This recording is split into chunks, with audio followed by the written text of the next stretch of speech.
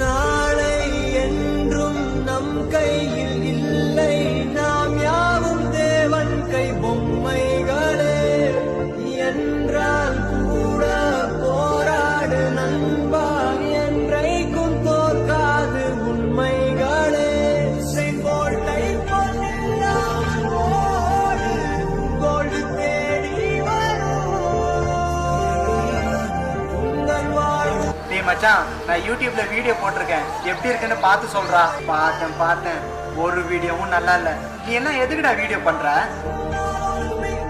உன்னெல்லாம் யூடியூபர்னு சொல்றதுக்கே கேவலமா இருக்குடா. ஏமா